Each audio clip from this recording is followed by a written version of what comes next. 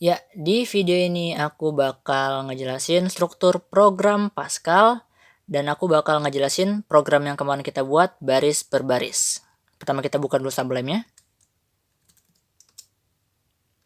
Ini adalah program yang kemarin sudah kita copy paste dari tutorials point. Aku nggak bikin, aku cuma copy paste aja. Dan di sini aku bakal ngejelasin program ini kata per kata, baris per baris. Jadi harapannya, ketika kalian ngoding, itu kalian nggak sekedar ngoding asal tulis, tapi nggak ngerti ini kata-katanya buat apa, ini simbolnya buat apa. Harapannya kalian ngerti yang kalian tulis itu apa, fungsinya buat apa, kenapa ada tulisan ini dan ini. Kita mulai dari baris pertama. Di sini ada program Hello World.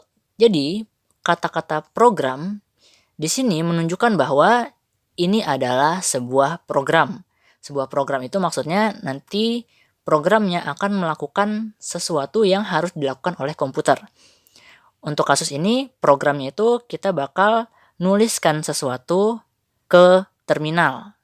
Yang dituliskan adalah Hello World. Nah, emangnya kalau bukan program, ada apa lagi? Ada di Free Pascal itu namanya unit, ada juga library. Tapi kayaknya sepanjang pembelajaran kita nanti, kita nggak bakal pergi ke unit, nggak bakal pergi ke library. Kita cuma bakal bermain di program aja. Hello World di sini adalah nama programnya. Ya. Tapi sebenarnya di Free Pascal itu program ini opsional atau bisa aku bilang malah nggak penting. Jadi mau kalian tulis programnya apa, mau kalian nggak tulis programnya, dihapus aja gitu, nggak ada bedanya. Paling ini cuma untuk ngasih nama kalau file kalian namanya ngaco gitu ya. Kasih nama programnya yang jelas di sini. Tapi tetap aja menurutku ini nggak penting. Jadi bisa dihapus untuk sekarang. Nah, di sini ada uses CRT. Aku nggak bakal ngebahas ini sekarang, aku bakal bahas ini terakhiran. Kita lanjut ke baris yang ketiga dulu. Di sini ada blok kosong. Di sini aku mau ngejelasin bahwa di Free Pascal ini, enter atau spasi atau tab gitu ya. Tab. Itu nggak berpengaruh sama sekali sama programnya. Yang penting, setiap kata yang kita pakai itu terpisahkan. Mau spasinya banyak kah, mau dipisahkan pakai enter kah, itu nggak terlalu masalah, nggak terlalu penting. Kita bisa kasih di sini spasi misalnya, pakai enter misalnya, dan ini bisa kita save, desktop. Kita buka belajar Pascal, kita buka command prompt yang kemarin udah kita siapin. Terus kita fpc, program hello world.pas. Kita enter, kita compile dulu. astagfirullah. FPC ya, FPC program hello world.pas. Kita compile dulu. Ya, di sini udah ada linking hello world.exe, artinya kita bisa jalankan. Enter. Nah, programnya masih jalan normal aja ya, nggak ada masalah sama sekali. Tapi biar rapi kita balikin ke posisi semula, biar enak dilihat. Sekarang kita lanjut ke yang baris keempat. Sini ada yang warna abu-abu. Ini namanya comment. Bukan komen, tapi comment. Ya, komentar. Ini maksudnya apa? Pokoknya comment itu adalah tulisan-tulisan di program Pascal yang bakal dibuang nanti. Jadi di sini pas kita compile, ini sama aja kayak nggak ada. Mau ditulis, mau nggak sama aja. Nggak dianggap sebagai program. Ini mau ada, mau dihapus, sama aja. Terus fungsinya buat apa kalau gitu? Fungsinya untuk dokumentasi. Jadi sangat-sangat disarankan bagi kalian ketika membuat program, itu menuliskan komen di beberapa tempat di program kalian. Supaya kalian tahu bagian ini fungsinya untuk apa, bagian ini menjelaskan apa. Jadi pas kalian buka lagi program kalian mungkin beberapa bulan kemudian gitu, kalian masih bisa ngikutin alur dari program kalian. Ada dokumentasinya. Contohnya kayak gini, aku ada bikin aplikasi ini pakai bahasa C++ ya. Nah, di sini tuh aku nggak ada ngasih komen sama sekali. Jadi kalau ini udah beberapa bulan lagi, mungkin aku tuh udah bakal lupa ini bagiannya untuk apa, di sini menjelaskan apa gitu ya. Jadi susah untuk memperbarui programnya, ngupdate programnya, nambah-nambahin yang kurang. Jadi sangat disarankan untuk memberikan komentar di beberapa tempat di program kalian. Komentar itu diawali dengan ini, buka kurung bintang, dan diakhiri dengan bintang tutup kurung. Apapun yang ada di tengah-tengah sini, itu nanti dibuang, dianggap nggak ada. Ada cara lain untuk membuat komen, yaitu dengan menuliskan slash 2 kali gini. Misalnya kita tulis di sini, slash, nah ini kita mengkomen satu baris ya. Jadi kalau yang di atas ini, apapun yang ada di tengah-tengah buka kurung sama tutup kurung bintangnya, itu dianggap nggak ada. Jadi bisa di-enter berkali-kali gitu ya. Nah, kalau yang double slash ini cuma satu baris. Jadi yang di bawahnya udah dihitung program lagi. Kalau kita kasih tulisan ngawur di bawahnya, terus kita compile, nanti error. Nih, dia nggak ngerti ini tulisannya apa. Jadi kalau ada tulisan yang nggak jelas, itu bisa kita komen aja.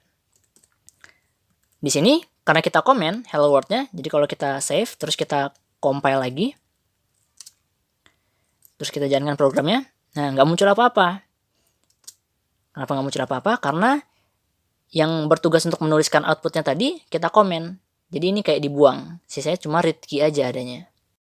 Oke, gitu aja. Sekarang kita lanjut ke baris kelima, ada tulisan begin di sini. Begin di sini berpasangan dengan end. Jadi di mana ada begin, di sana pasti ada end, dan di mana ada end, di sana pasti ada begin ya. Ini satu kesatuan. Di sini aku nggak bakal ngebahas panjang lebar fungsinya begin apa. Yang jelas, yang perlu kalian ingat, begin sama end ini menunjukkan awal dan akhir program kita. Jadi ini kayak pendahuluan gitu ya. Nah, programnya dibuat di dalam begin sama end ini. Ini inti dari program kita. Ini yang akan komputer kita jalankan. Nah, terus kita lanjut ke baris berikutnya, ada writeline hello world titik koma. Ini apa? Ini namanya fungsi. Fungsi itu semacam kata-kata yang mengindikasikan perintah yang akan komputer kita jalankan. Di sini perintahnya apa? Di sini perintahnya tuliskan sesuatu ke terminal. Yang dituliskan apa? Yang ada di dalam sini. Hello world. Jadi nanti komputernya akan menuliskan hello world ke dalam terminal. Di sini ada tanda petiknya. Aku nggak bakal ngejelasin untuk sekarang kenapa ada tanda petiknya. Tapi yang jelas tanda petik ini harus ada. Kalau kita tuliskan misalkan, Bang, hello world Bang. Kita save, kita compile, kita jalankan. Nah, muncul di sini ya. Tanda petiknya nggak ketulis. Yang ditulis ke terminal itu yang di dalam tanda petiknya aja. Nah, terus di sini ada titik koma. Atau biasanya kita sebutnya semikolon. Aku bakal nyebut ini semikolon aja, lebih enak. Semikolon ini fungsinya untuk mengakhiri satu statement. Satu statement itu ya satu fungsi. Atau kayak di sini ada uses CRT. Artinya menandakan kalau uses CRT ini selesai sampai di sini. Satu statement. Jadi ini tuh cuma sebenarnya kayak ngebedain writeline sampai tutup kurung ini satu statement, read key ini satu statement kayak gitu. Dan ini kalau kita jadiin satu baris, programnya masih nggak bermasalah. Asalkan dia tahu, oh ini satu statement, ada titik komanya. Oh ini satu statement, ada titik komanya juga, ada semikolonnya. Kalau kayak gini programnya masih jalan. Kita save, compile, run. Program masih jalan. Nah, kalau titik komanya kita hilangin, nggak pakai semikolon, ya, ini tuh writeline hello bang read key ini satu statement jadinya. Dan nggak ada statement seperti ini di bahasa Pascal. Jadi kalau kita save, ini kita tutup aja, cancel. Kita compile, error dia. Lihat di sini semikolon expected. Harusnya ada semikolonnya. Dan baris itu juga nggak membuat dia jadi satu statement ya. Kalau kita enter kayak gini, kan ini kelihatannya kayak ini satu statement, writeline satu statement, read key satu statement. Tapi nggak ada titik komanya, jadi nggak bisa juga. Kita save, compile, error. Harusnya ada semikolonnya. Kasih, save, compile, baru jalan ya. Nah, terus ada di baris 7 read key. Read key ini fungsinya untuk mendeteksi apakah user menekan suatu tombol atau enggak. Langsung kita run aja karena udah di-compile tadi. Kita run. Lihat di sini kedap-kedip dia. Ini menunggu kita untuk menekan sesuatu. Misalkan kita mau tekan tombol panah ke atas. Tuh, programnya berhenti. Pokoknya dia nunggu kita nekan tombol. Kita jalankan lagi. Kalau aku pencet kontrol, ini kontrol ya. Tuh, kontrol kayaknya nggak kebaca sebagai karakter. Shift juga enggak, nih shift. Tuh nggak kebaca. Tapi FN, nah FN kebaca sebagai karakter. Nah, kalau kita buka misalkan di FreePascal IDE ya. Nih, di FreePascal IDE, kalau kita run, ini programnya sama kayak yang tadi. Cuman tadi programnya aku hapus, coba ini aku hapus juga deh sekalian. Biar sama, terus kita run. Nah, ini kan dia kedap-kedip, dia nunggu kita untuk menekan satu tombol. Misalnya, aku tekan spasi. Nanti programnya keluar. Kalau ini nggak kita tulis ya, kita kasih komen. Akhirnya kita buang nih kan. Kalau kita run. Tuh. Nggak muncul apa-apa kan? Run lagi, nggak muncul apa-apa. Kenapa? Karena begitu dia sudah menuliskan hello world, dia nggak nunggu kita buat nekan apa-apa. Jadi habis nulis, udah keluar aja gitu. Sama juga kayak kalau kita buka file exe-nya langsung, kita buka, lihat di sini dia nunggu kita nekan sesuatu. Tekan spasi, terus kita komen, misalkan di sini kita komen, save, terus kita compile. Nah, tapi kita jalaninnya nggak di sini. Kita buka exe-nya, double klik tuh, nggak kebuka dia. Kita enter, nggak kebuka juga. Karena dia begitu menuliskan hello world, programnya selesai langsung keluar. Udah. Read key di sini fungsinya untuk nahan supaya nggak langsung keluar. Biarin aja. Nah, terakhir sebelum kita masuk ke uses CRT, aku mau ngasih tahu dulu kalau pada hakikatnya ketika kita ingin menuliskan fungsi, ini kan fungsi. Ini namanya pemanggilan fungsi. Jadi fungsinya kita tulis gitu. Ada fungsi writeLearn, kita tulis writeLearn. Kalau kita mau tulis satu fungsi, itu kita harus tulis dulu fungsinya ini ngapain. Ada nama fungsinya, terus dalam fungsinya komputernya disuruh ngapain. Ya. Nah, writeLearn di sini, kan ini nggak kita tulis sama sekali kan? Nggak ada tulisan writeLearn itu isinya ngapain aja kan? Nah, writeLearn di sini itu namanya built-in. Jadi sudah dari dalam FreePascal-nya udah ada kosakata writeLearn. Jadi tanpa harus dituliskan, kita udah bisa langsung panggil fungsinya. Nah, read key ini bukan fungsi yang built-in di bahasa Pascal. Jadi read key ini sebenarnya harus dituliskan dulu. Harus dituliskan ada read key, terus read key ini ngapain. Nah, tapi kan di sini nggak ada nih. Nggak ada tulisannya kan? Kenapa ini bisa jalan? Kenapa programnya nggak error? Karena ada uses CRT. Nah, CRT ini adalah file Pascal juga, tapi dia bukan program. Ini namanya unit. Tadi kan udah aku singgung, ada unit, ada library. Nah, CRT ini dia unit. Nah, dalam CRT ini ada banyak fungsi yang tertulis. Nah, salah satunya termasuk read key. Uses ini, kalau kalian pernah belajar bahasa Java, ini mirip kayak import. Atau kalau kalian belajar CPP, C++, ini mirip sama include. Jadi ini ada file CRT yang isinya pendefinisian fungsi-fungsi. Nah, ini uses itu manggil file tersebut. Jadi seolah-olah ada kayak tulisan panjang di sini yang berisi pendefinisian fungsi. Termasuk di dalamnya ada read key. Kalau kita hapuskan CRT-nya, uses CRT-nya kita hapus. Nah, ini udah nggak ada lagi pendefinisian read key. Sehingga kalau kita save, kita compile, error.